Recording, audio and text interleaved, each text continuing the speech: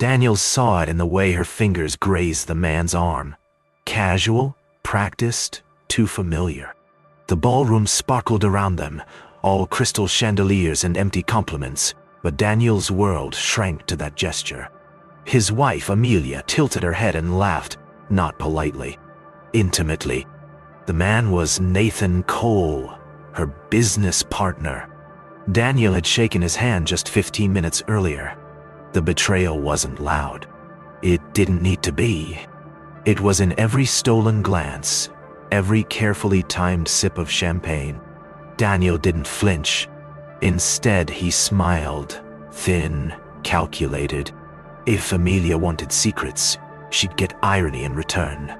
She arrived like punctuation, final, bold, and impossible to ignore. Lillian Cole, Nathan's wife. Red silk clung to her like the last word in a long argument. Daniel had never met her in person. But when she entered, the room shifted. Amelia froze mid-laugh. Nathan coughed and looked away. Lillian moved through the crowd with elegance so sharp it could slice throats. Daniel watched her, fascination replacing fury. He took a slow sip of scotch and allowed the irony to settle. The perfect symmetry. If Amelia wanted Nathan, perhaps justice would look like Lillian. And Daniel was suddenly very interested in poetic balance. Their first interaction was civilized, corporate, a handshake over cocktails. But something passed between them, a flicker of recognition, or maybe mutual disappointment. "Daniel Cross," he said smoothly. "Lillian Cole," she replied, tone cool as the vodka in her glass. No mention of spouses, no mention of betrayal. Just two strangers with too much elegance and not enough illusion left between them. Their hands lingered half a second longer than necessary. He smiled. She didn't. But her eyes, they stayed. Long after the handshake ended. Daniel didn't need confirmation. He had his invitation. The first move had been made. They were seated next to each other, of course. Gala politics had a wicked sense of humor. Lillian's gown shimmered every time she shifted, but her face remained neutral. Daniel poured her wine without asking. She accepted it with a nod that felt like a chess move. Across the table, Amelia whispered something to Nathan and laughed. Daniel didn't look. He didn't need to. He had Lillian's perfume in his lungs and her pulse in his periphery. Their knees brushed once beneath the tablecloth, an accident neither of them corrected. Some affairs begin with secrets. This one began with clarity. Out on the balcony, the air was cooler, honest. The city shimmered beneath them like a shared secret. Lillian leaned on the railing, red silk taut across her back, eyes locked on the skyline. "How long have you known?" she asked, not turning. Daniel took a sip of champagne. "About 2 weeks. You? 3 months." Silence. Not awkward. Companionable. Two ghosts comparing notes. Daniel chuckled. "Not going to scream or throw a drink." "God, no," she said, finally looking at him. That would give them too much credit. Her smile was cold, beautiful, and just like that, Daniel knew. She wasn't collateral. She was ammunition. When they returned to the ballroom, it wasn't together. That would be too obvious. But as Lillian passed Daniel, her fingers brushed the inside of his wrist. Brief, electric, entirely intentional. He didn't react. Didn't need to. The gesture was enough. Amelia was laughing too loudly again. Nathan checked his phone for the 4th time in 10 minutes. Daniel watched it all unfold with the detachment of someone reading the final chapter of a book he'd already memorized. But now, the ending was changing. And Lillian? She was writing every word with lipstick, silence, and that red dress like a signature. They found each other in the back hallway, where caterers whispered and chandeliers gave way to shadows.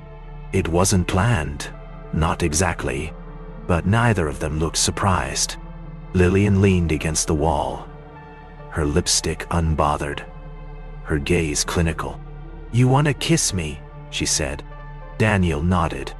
"I want them to know we did." Her laugh was low, dry. "Then make it count." Their mouths met like a secret detonating. No urgency, just intention. When they broke apart, her lipstick stained his collar like a signature. No promises, no emotion. Just message. Delivered. Later, Daniel opened his phone. A single photo, blurry, tasteful, undeniable. Lillian in red, stepping into the elevator alone, his suit jacket draped over her arm. He didn't post it. He didn't have to. It existed.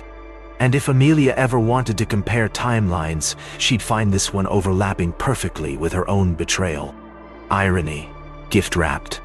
He stared at the screen for a long moment before locking it. Revenge didn't need an audience. Sometimes it just needed a witness, and Lillian had been the perfect one. Lillian walked the corridor alone, red silk whispering with every step. The aftertaste of champagne still lingered on her tongue, but her mind was sharp. She didn't look back. She didn't need to. Tonight had been a beginning and an ending. Two betrayals folded neatly into a single, bloodless transaction. Her reflection fractured in the corridor glass, multiplying her image into 100 versions of composed fury. She liked the way it looked.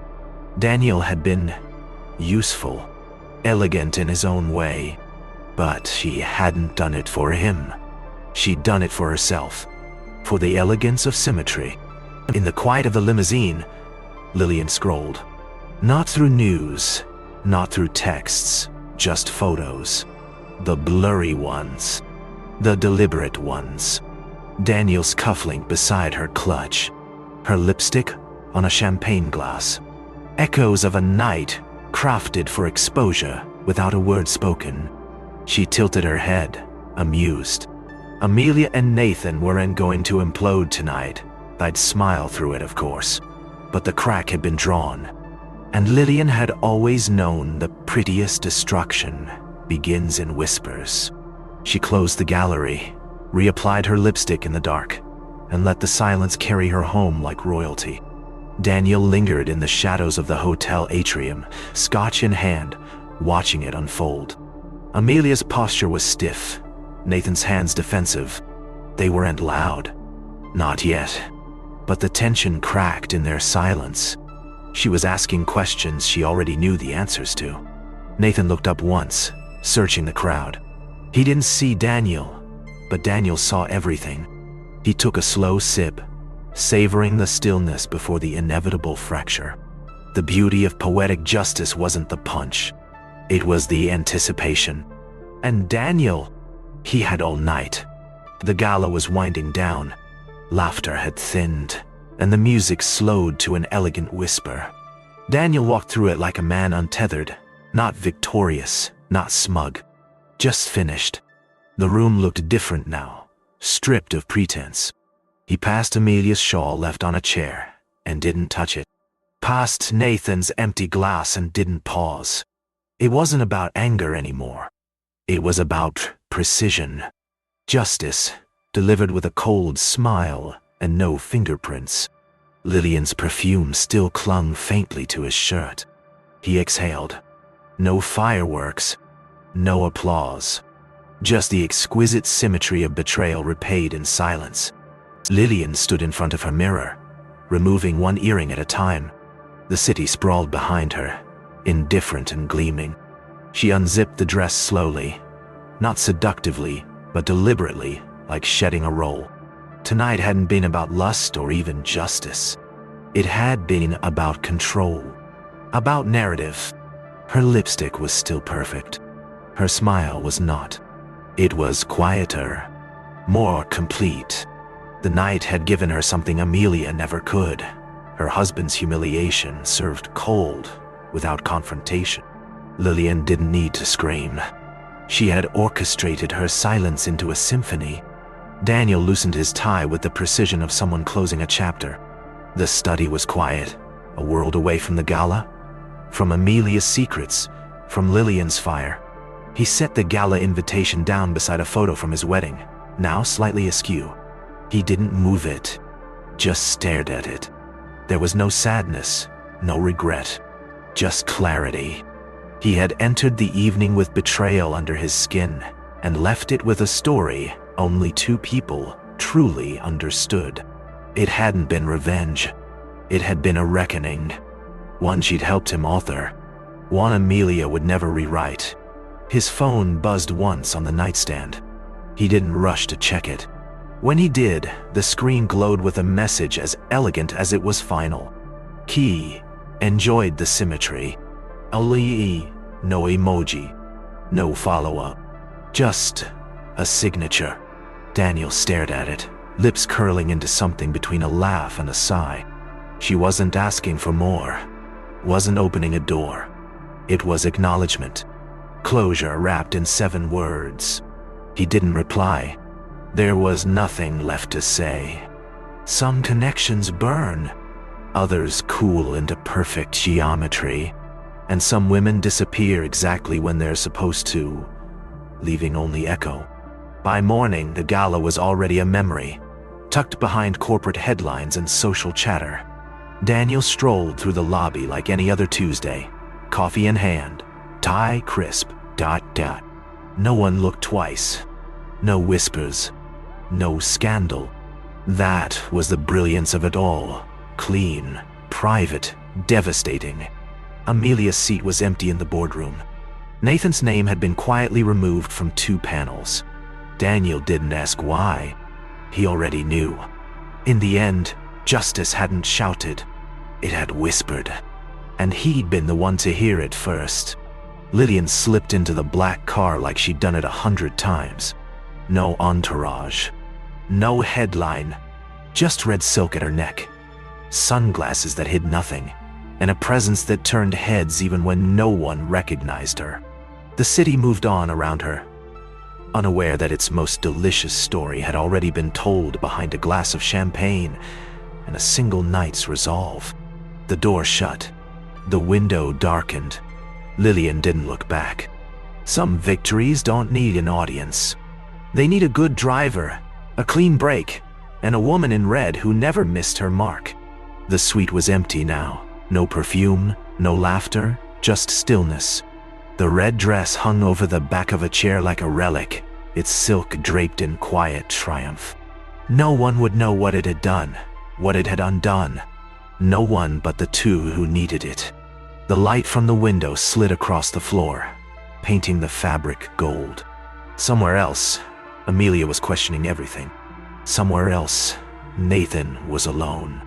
And here, in this untouched room, lay the remains of a perfect ending.